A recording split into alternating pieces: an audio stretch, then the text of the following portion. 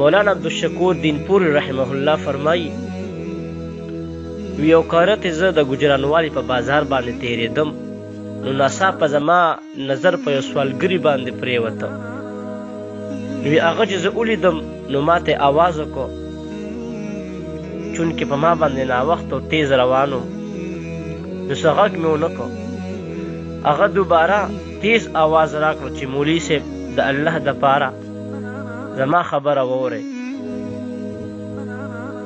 زه تاسو ته یو خبره کوم د الله دپاره زما خبرې ته غوږ کېږدئ ما ته لږ ایثار شئ نو چې کله زه ورستون شوم نو هغه ما ته خپله واقعه بیان کړه چې زه ډېر غټ مالداره وم خپلې ځمکې خپلې بنګلې خپل ګاډي ډېر مال او دولت را سره و عیش او عشرت به مې کوو د شراب او د نورو نشو عادي ومه د غلطو خلقو په مجلس کې به ما شپې ورځې تېرولې همیشه به کور ته ناوخته راتلم د ملګرو سره به د شرابو په محافلو کې مصروف وم نو کله به چې زه کور ته راغلم نو د کور ټول خلق به اوده خو صرف زما مور به ما ته په انتظار باندې ناسته وه چې رابغلم نو ما ته به وی چې بچیه ناوخته مه راځه ځکه ستا د وجې نه زه بې ارامه یم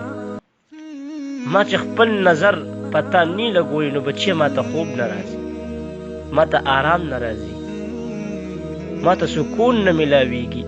بچیه لږ په وخت باندې راځه نو یو شپه د ملګرو سره ما شراب څښلي ډېر ناوخته کور ته راغلم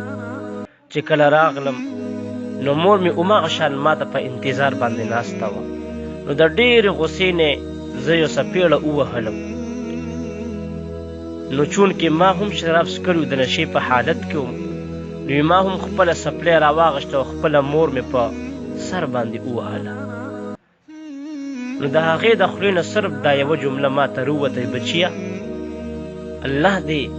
په بدن کې چینجي وکړه صرف دا یوه جمله ما ته د خولې نه ووتله نو څه وخت پس زما مور وفات شوه یو څو ورځې پس زما په خپه باندې یو دانه راوختله خو هغه دومره خرابه شوه چې په هغه زخم کې چینجي وشو نو د پاکستان مشهور ډاکټرانو ته ورغلم علاج مې وکړو خو هیڅ فایده را نه کړه نو یې خپل ګاډي خپلې بنګلې او ځمکې دا مې خرڅې کړو لندن ته لاړم د علاج دپاره نو هلته هم ډېر وخت ما علاج وکړو خو څه فایده را نه کړه اخر دا چې هغه ډاکټرانو ما ته جواب راکړو چې دا یو لاعلاج مرض دی چې تا ته لګېدلی دی د دې د ښه کېدو څه صورت نشته نو زه واپس پاکستان ته راغلم